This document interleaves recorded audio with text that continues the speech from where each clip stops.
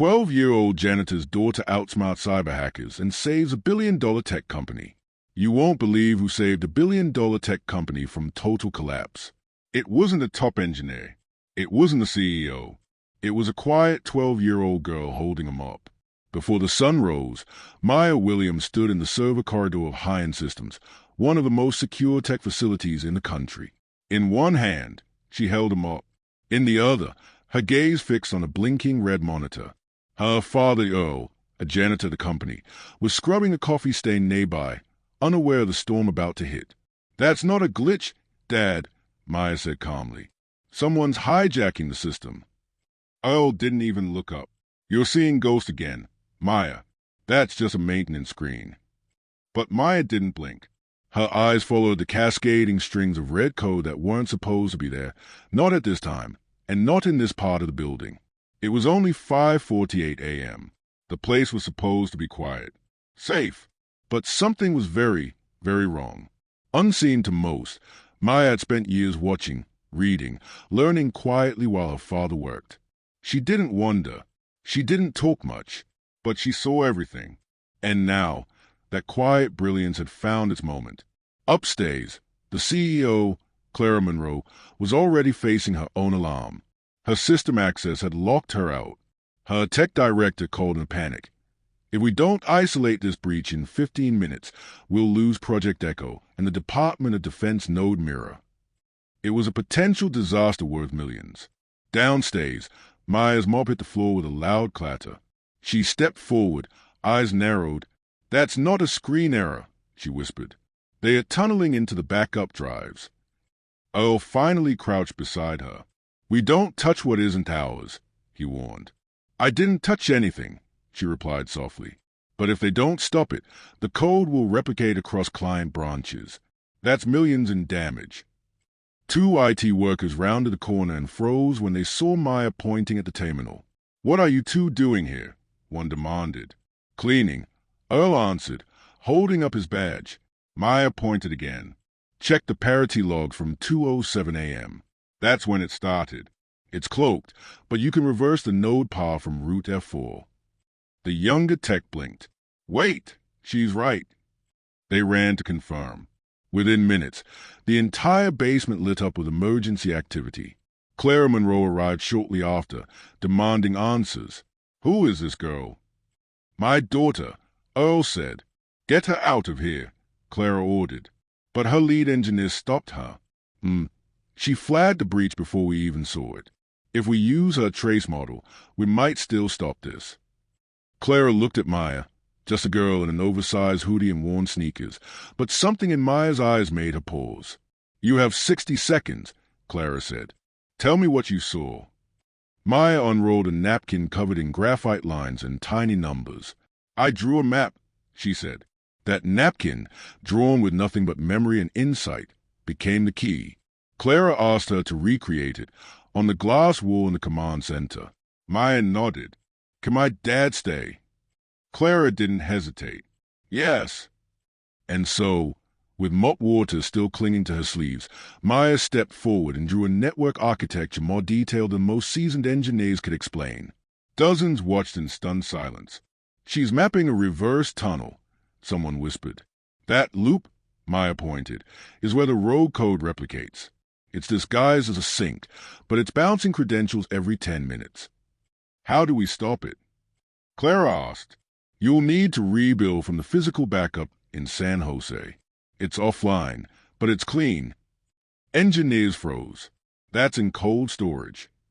"Exactly," Maya said. "That's why it'll work." They needed her, and they knew it. Minutes later, Maya was escorted to the top-floor emergency control suite, seated at a secure terminal with 3 engineers standing behind her. She didn't panic. She didn't hesitate. She typed. "She's in the legacy shell," one whispered. 30 seconds, another warned. Maya entered one final command. "Shut down all local bridges now." Silence.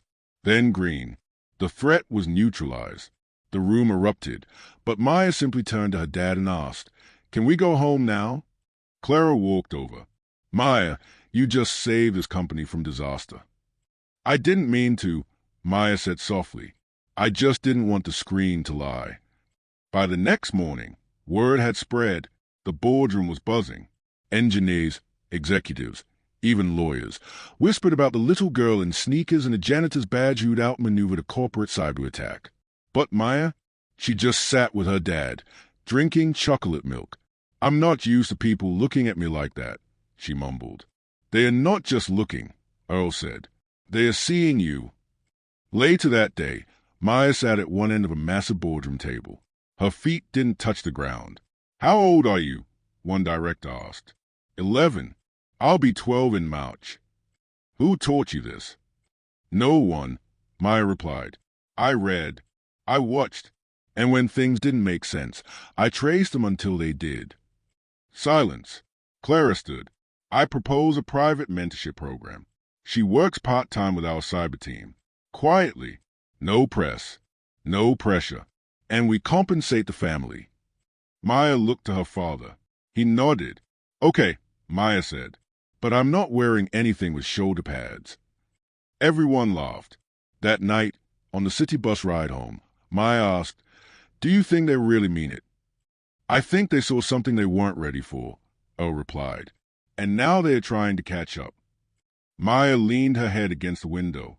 I just want to understand why smart people do dumb things with machines. Earl smiled. That might be your greatest strength. And somewhere in Silicon Valley, a janitor's daughter had just rewritten her future, using nothing but a napkin, a mind built in silence, and a truth no one else could see. You don't just see code, Clara had told her. You see the whole puzzle. That night, Maya sat cross-legged on her bedroom floor, pulling out her old, worn-out composition notebook. But instead of homework or code snippets, she began drawing a network, not for the company, but for herself.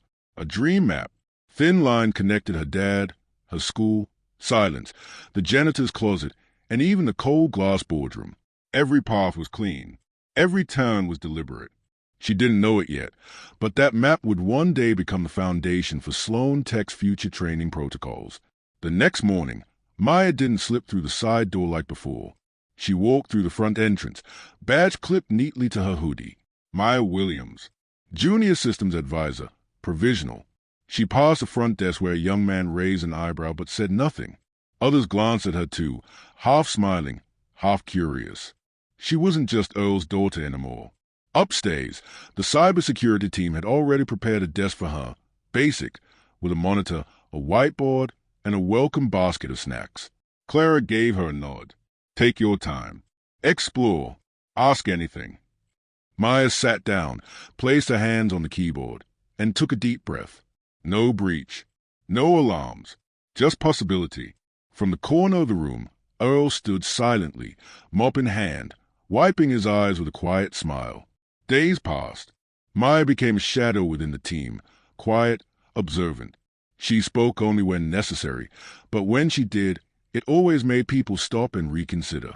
One afternoon, she was sketching a new access flowchart on a whiteboard when a low voice startled her. That's not standard protocol. Where'd you learn that loop structure? Maya toned. It was Julian Marks, Sloan Tech Senior Cybersecurity Officer. Tall, broad-shouldered, dark-skinned. His presence filled the room like thunderclouds, intimidating, blunt, and known for making interns cry. I didn't learn it, Maya replied, uncapping a fresh marker. I noticed the system struggles with overlapping logs during nested conditions. This bypass prevents that. Julian frowned, tapping on his tablet. Then he froze. She's right. We've had latency spikes in this exact area. Clara walked in, catching the last of his sentence. Problem. Julian shook his head. No. Solution. He turned back to Maya. Sit in on Thursday's strategy meeting. Just listen. Do I have to talk? Maya asked, wide-eyed. Clara smiled. No, but we might ask you to write. Thursday came. Maya sat near the back of the sleek boardroom, notebook in hand, silently absorbing a storm of technical jargon, breach reports, behavioral threat maps, global forensics. A diagram lit up the screen, a tangled mess of data clusters. Maya tilted her head. Something was wrong. Julian noticed. See something, kid? Maya hesitated, then walked to the whiteboard. She drew a simple box. This endpoint. It's not real. Its timestamps are too perfect, like it's automated. It mimics backup behavior to go unnoticed. A hush fell. One analyst typed furiously. She's right, he gasped. Even during system blackouts, the signal kept pinging, too consistent to be random. Julian's jaw tightened. Could be a sleeper script. Clara's voice was sharp as glass. Kill the access. Now. Within minutes, the cybersecurity team sprang into action. Maya stepped back, watching as a quiet observation turned into a company-wide emergency response. For the first time, she wasn't just a smart kid. She was part of the solution. That evening, waited in the lobby, grilled cheese and grapes in hand. They rode the elevator up in silence before Maya finally spoke. I noticed something today. And they listened. Earl smiled. When you save a company $100,000 before lunch, they have to listen. Doesn't matter if you're 12 years old or 4 feet tall. The next day, another surprise. Maya, Clara called. Come in. I want to introduce someone. Her office, all glass and skyline views, felt colder than usual. We've brought in a consultant, ex-FBI, specializes in tracing deep breaches. His name's Everett Kane. Maya nodded, but her stomach knotted. Outsiders meant questions. Questions meant attention. She preferred wires over people. When Everett arrived, he didn't look like a tech guy, more like a retired spy, charcoal suit, black boots, salt and pepper beard. He scanned the room like someone who'd seen more than he ever said. You're Maya? He asked, eyes narrowing with curiosity. Heard your mind's like a trapdoor. She shrugged. I just noticed things. Good, he replied. That's half the job. Everett turned to Julian. I want a full code-base scrub. Start with anything flagged as routine. Julian blinked. That's over 6 terabytes. Exactly. That's where the clever ones hide. 4 hours. Maya sat in on the audit, eyes darting across lines of code. When Everett leaned over her shoulder, she pointed to a compression pattern buried in an audio file. They're using music files to hide command signals. You heard that? Everett asked, impressed. I listen to music while I work. I recognize a rhythm. Everett smiled, genuinely. You've got instincts. Follow them. By sunset, they'd uncovered 2 more stealth relay nodes, hidden access points ready to reactivate. Left unchecked, they could have triggered a full-scale breach. Julian clapped Everett on the shoulder. Good call. Everett shook his head. She led us there. I just followed the echo. That night, Maya's notebook looked different. Her sketches weren't just systems. They were people, circles with names, arrows linking departments, personalities. She was learning the most powerful system in the world wasn't digital. It was human. And for the first time, she wasn't just reacting to the world. She was shaping it. But just as the dust began to settle, Everett stood outside the server room, arms crossed. Something's not right. Maya looked up. We missed something. No, he replied. That's a problem.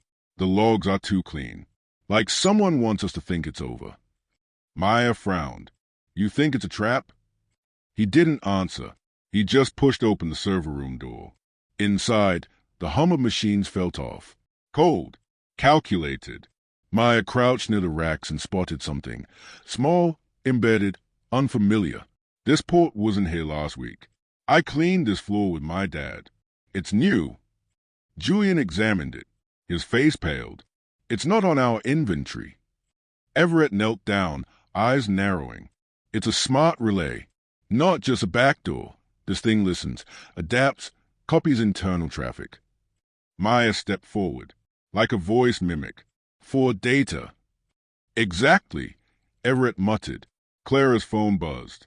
She answered, then froze. Wire transfer alert just triggered. False approval from a dummy executive. Everett's jaw locked. It's starting. Freeze all outbound transfers, Clara ordered. Angela's voice came through the speaker. Already done. But if these scripts are in other departments... They are, Everett said darkly. And now we hunt the queen. Where's it coming from? Maya asked, narrowing her eyes at the screen. Julian's fingers danced over the keyboard. Subserver Pod 4B. That's where we store the offline backups. Without hesitation, he grabbed his badge. I'll go. No, Everett said firmly. We all go. The three of them bolted down the stairwell, descending 3 floors underground into a part of Sloan Tower most employees didn't even know existed. The corridor was dimly lit, its walls lined with raw concrete and exposed pipes. A low hum echoed through the silence. They reached Pod 4B. Julian swiped his badge, but nothing happened. It's rerouted, he said grimly. Someone reconfigured the door. It's under external authorization. Maya stepped forward. Wait! She pulled a small flash drive from her pocket, the same one she used to transfer music to her tablet. I saved a mirror of the firewall logs. If I can spoof the right timestamp. She plugged it into the access panel and began typing furiously. The screen blinked, paused, and finally turned green. With a hiss, the door slid open. Inside, the air was icy and sterile. Server towers blinked and rose along the walls. In the far corner, a terminal glowed, its screen flooded with streaming code. Clara stepped in beside them, scanning the data. This isn't just theft, she said. It's replication, entire employee profiles, identity tokens, behavioral logs. Everett's face hardened. They weren't just stealing data. They were trying to become us. Digitally clone the staff. Operate Sloan from the outside like a puppet. Maya whispered, that's why the system didn't crash, it shifted. Everett nodded grimly. And if we'd hesitated another hour, we would have lost everything. They began disconnecting the system, isolating it for forensic analysis. Maya backed up everything onto an encrypted drive. As they made their way upstairs, tension slowly lifted from their shoulders, but no one dared celebrate. Because the real question wasn't how this happened. It was who let it happen, and why. The next morning, Sloan Tower was quiet. Not peacefully quiet, but heavy, like a storm had passed and left the air too still. Executive offices remained locked. Network systems were offline. The building was stuck in a digital limbo. Maya sat alone in the break room, her hot cocoa going cold. Through the window, dawn rose over Houston in soft pink and amber. Her father, Samuel, was just finishing the marble floors near reception. He glanced at her with warm, concerned eyes. Did you sleep at all? Maya offered a tired smile. Neither did you. He poured himself some coffee. You saved something big. I was part of a team, she said softly, though deep down she didn't know whether to feel proud, terrified, or just numb. Before Samuel could respond, the door creaked open. Clara Monroe entered, flanked by Everett, Kane, and Julian. All of them looked dead serious. Clara looked at Maya. We need to talk. Maya stood, brushing muffin crumbs from her jeans, and followed them into a secure conference room. They pulled up security footage from Pod 4B. Clara pointed to a still frame, a blurry figure near the terminal moments before they'd arrived. Julian zoomed in. Whoever it is, they had full access. Maya squinted at the screen.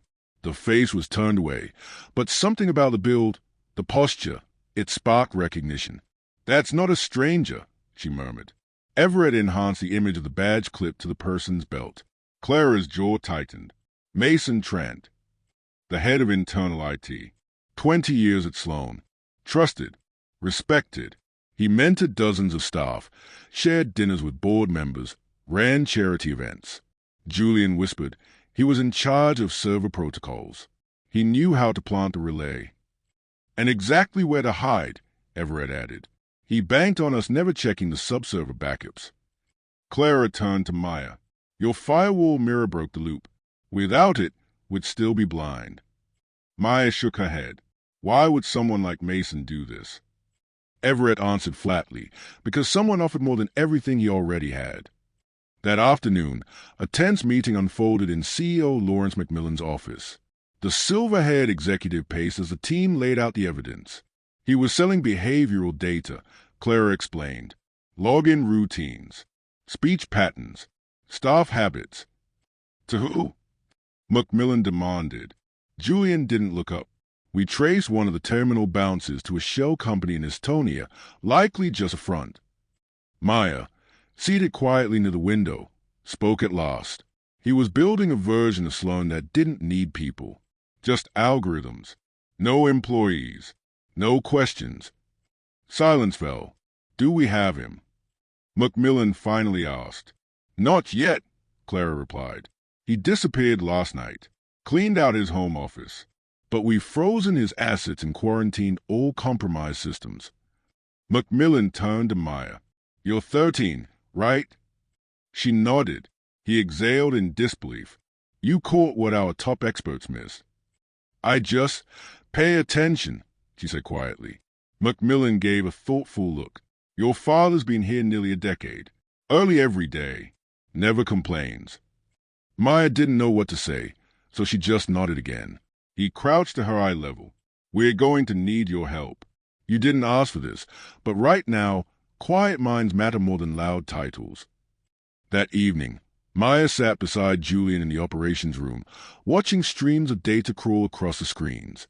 Julian handed her a flash drive, encrypted backup of your backup, just in case. She took it, then paused. Do you think Mason will come back? Julian's eyes darkened. If he's smart, no. But people like him, they always think they're smarter than the system. That's when they slip. What if we already missed it? She asked. Then we'll find it, Julian said gently. You and me, kid. Later that night, Samuel clocked out and walked beside his daughter down a corridor that suddenly felt different. Cleaners and guards nodded to them with quiet respect. At the elevator, Samuel looked down at her. You all right? I think so, she said. He gave her a gentle smile. You know your mom would say this isn't just your gift, it's your calling. Maya blinked away the tears. She used to say even silence had a rhythm. And now, he said, you're teaching everyone else how to listen. As the elevator doors closed, the building around them still shimmered with tension. The crisis wasn't over. But for the first time, a sense of hope stirred. Not because the danger had passed, but because the janitor's daughter had shown them exactly where to look. Maya opened her mouth to argue, but Clara raised a hand. You're valuable here, Maya, but you're not a field agent. You're 13. Maya bit her lip and nodded, swallowing the frustration rising in her chest. She understood, but understanding didn't make it easier. By noon, Clara's team was en route to Austin. Back at Sloan Tower, Maya planted herself in front of the monitor feeds, shifting between code reviews, backup diagnostics, and a custom tracking script she had written herself, one designed to pick up any residual movement Mason might have left behind. At around 3 p.m., Samuel pushed the janitor's cart down the hall and peeked into the operations room. Hey, kid, he said gently. You haven't looked up in 2 hours. Maya leaned back and stretched her arms. Just keeping an eye on the data, she replied. Samuel placed a bottle of water and a protein bar beside her. Your eyes might be sharper than mine, but even sharp blades dull when they're overused. She gave him a faint smile. Thanks, Dad. Just then, something flickered on the screen. A subroutine had triggered a ping. Maya leaned forward, her fingers flying across the keyboard. Wait, what is this? Samuel stepped closer. Everything okay? There's a signal returning from one of the dummy subnets. It's encrypted, and it's replying to itself. Is that normal? No, she said, voice low with concentration. It's like someone left a hidden door in the system. It's responding on a loop, almost like a heartbeat. Julian's voice came through the speaker behind her. Maya, you still at the tower? Yeah, she replied. I just caught something. Sending it now. Seconds passed. Then Julian whistled. Where did you find this? Buried in Pod 5AS offline cache. Mason must have planted it weeks ago. But it's learning. Learning. Samuel echoed. Maya's fingers moved faster. It's adapting to our firewall patterns. It's not someone typing. It's something Mason built. An autonomous loop. If it's self-evolving, Julian said, it could bypass us the moment the conditions match. Exactly. Maya nodded. It's not stealing anything yet. It's waiting. Julian paused. All right, here's what we do. Clone it. Feed it false data. Let it think it's winning. Maya was already ahead of him, rerouting the loop into a sandbox environment she built on the fly. Samuel watched in quiet, or not fully understanding the code, but seeing the focus in his daughter's posture. 10 minutes later, Julian confirmed the loop was fully isolated. Then Clara's voice broke in. We found the hub. It's clean. He wiped everything before leaving, but left a wireless router powered up. Maya's eyes widened. Then he left it behind on purpose. He was hoping this loop would finish the job after he disappeared. Clara's tone sharpened. You just outsmarted a man with 2 decades of cyber warfare experience. Maya looked down at the keyboard. He underestimated who was watching. Clara's voice softened. And that's what brings systems down. Not the breach, the blind spot. That evening, as the sun dipped behind the skyline, Maya stood with her father on the rooftop of Sloan Tower. The wind tugged gently at her hoodie. In her hand was a flash drive. Julian had given it to her days ago. You planning to keep that forever? Samuel asked. She smiled. Maybe, or maybe I'll build something better. He nodded, pride in his eyes. You've always had that spark. Your mom saw it. I see it. Now, they do too. Maya looked out at the city lights. Do you think it's over? Samuel placed a hand on her shoulder. Mason's time is running out. But yours? You're just getting started. For the first time, Maya believed that. Monday morning arrived like a quiet drum roll. Sloan Dynamics buzzed with tension. The 27th floor conference room was packed with executives, advisors, and senior engineers. At the head of the room, a single phrase glowed across the massive screen. Integrity compromised. Clara Monroe stood by the window, arms crossed. She looked like she had aged, not in her face, but in the weight behind her eyes. Julian sat nearby, scanning thick audit logs like a surgeon reading x-rays. At the far end of the table, Maya sat beside Samuel. His janitor's uniform stood out among the tailored suits, but no one questioned his presence. Not anymore. Clara addressed the room. We've neutralized the final breach vector, thanks to Julian's oversight and Maya's detection. She gestured toward Maya, who lowered her eyes. A few executives nodded. One even began clapping, but quickly stopped in the heavy silence. Julian added, We also traced soft acquisition bids linked to Mason's ghost shell. The plan wasn't just sabotage. It was takeover. Gasps filled the room. Clara continued. Had we not intervened, a phantom board meeting scheduled for this morning would have triggered those bids, with legal backing. Lydia Carter, head of the Internal Ethics Board, leaned forward.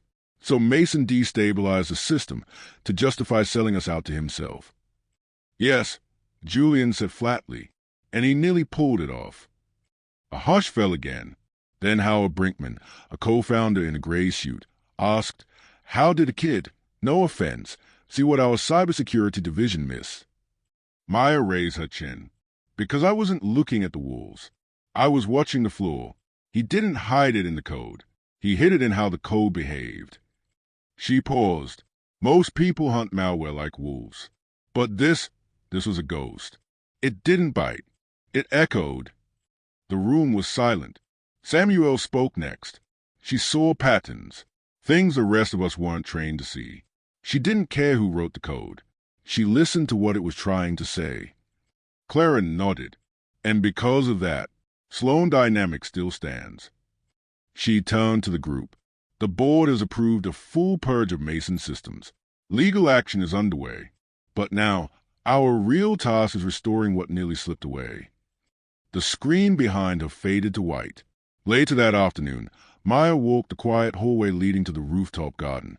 It was one of the few places in the tower untouched by machines.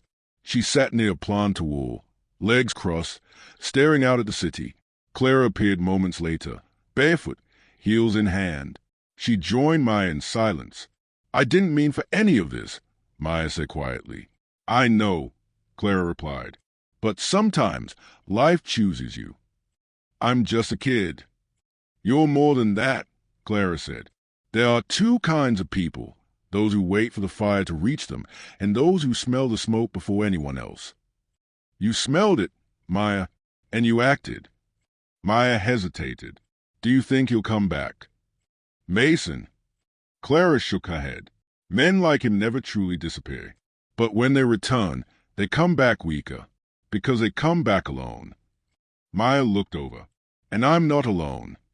Clara met her gaze. Not in them all. As the wind rustled the rooftop garden, Maya thought back to how it all began. A mop bucket, a spilled coffee, a flickering screen, and one brave question. She didn't know what the future held, but she knew she wasn't the same. Inside the building, a new plaque was being mounted near the entrance. Clara had written the inscription herself. True integrity isn't in the systems we build, but in those who protect them when no one's watching. In honor of Maya Williams, that evening, Samuel pushed his cart down the hallway. Maya followed, no longer just Janitor's daughter, but something more. This building would never see her the same again. And the world? The world hadn't even started watching yet. Miss Williams. The voice was deep, firm, and unfamiliar. Maya turned toward the glass entrance of Sloan Dynamics and saw a tall man in military green. His presence was commanding, square jaw, silver at the temples, and a leather folder tucked beneath one arm. Behind him stood two younger men in civilian clothes, but they carried themselves with the precision of soldiers. Yes, Maya replied, her voice steadier than she expected. I'm Maya. The older man smiled warmly. Lieutenant Colonel Jack Ryland, Cyber Threat Response Unit. We've been reviewing the breach reports your team shared with us. He extended the folder toward her. There are some anomalies we'd like to discuss, informally, if that's more comfortable for you. Maya blinked. Me? I'm not anyone official. I'm only 13. Ryland's smile widened. Exactly. That means you're not boxed in by protocol. We need more minds like yours, clear, curious, and unafraid to ask questions. Across the lobby, Samuel paused his mopping and watched quietly from behind a potted plant. His expression didn't change, but the pride in his eyes lit brighter than any polished floor. Clara Monroe soon entered and joined them. She shook Ryland's hand, then turned to Maya with a nod of encouragement. I told them you were the first to see it. And no, I'm not letting you back out now. They moved into a side conference room where Ryland laid out several printed diagrams, server maps, code fragments, threat pathways. We believe what happened here at Sloan wasn't just sabotage, he said gravely. It may have been a trial run, a test of a much larger infiltration plan. Maya leaned in. You mean there's more? He nodded. We've seen this fingerprint before. Dormant code embedded deep, waiting for a specific trigger to activate. Julian Crane, who joined halfway through the meeting, cleared his throat. We've discovered Mason had ties to overseas shell firms, some connected to crypto laundering and acquisition front groups in Eastern Europe. Ryland closed the folder. Which means, Maya, what you caught here may have stopped a major foreign network from gaining a foothold on American infrastructure. Maya swallowed hard. So, what happens now? Clara looked her in the eye. That's up to you. 2 weeks later, the Sloan Dynamics atrium was quieter than usual. A small podium had been set up beneath the skylight, framed by 2 flagpoles. No press releases, no corporate banners, just employees, a few city officials, Maya's school principal, and a local news camera quietly rolling. Clara stepped to the microphone. Sometimes, she began, a company isn't defined by its market share or its latest product. It's defined by people. And sometimes those people don't come with titles or seniority. They come with instinct. She looked toward Maya, standing beside Samuel in a plain dress and scuffed sneakers.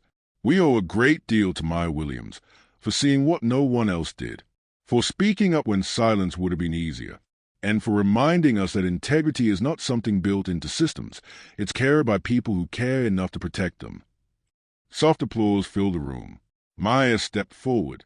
She unfolded a small piece of paper, just a few lines, but her voice carried far more than ink ever could. My mom used to say, the world doesn't ask if you're ready. It just hands you a moment and watches what you do with it. That's what this felt like. I didn't try to be a hero.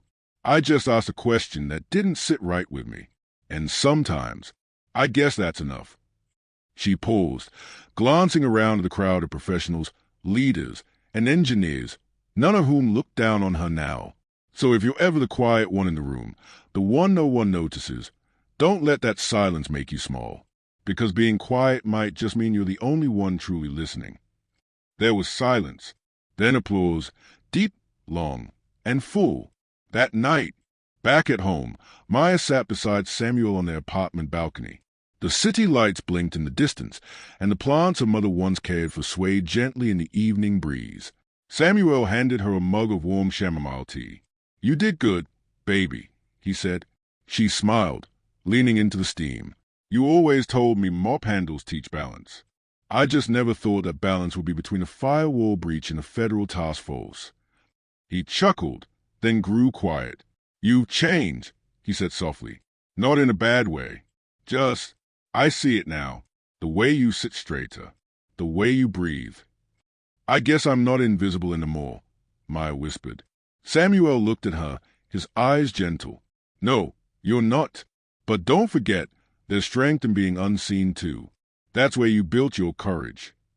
She rested her head on his shoulder, and for the first time since that long night in the server room, Maya allowed herself to just be still. Safe. Outside, the city pulsed forward. But inside Sloan Dynamics, and beyond, the world had started watching, and Maya Williams was ready.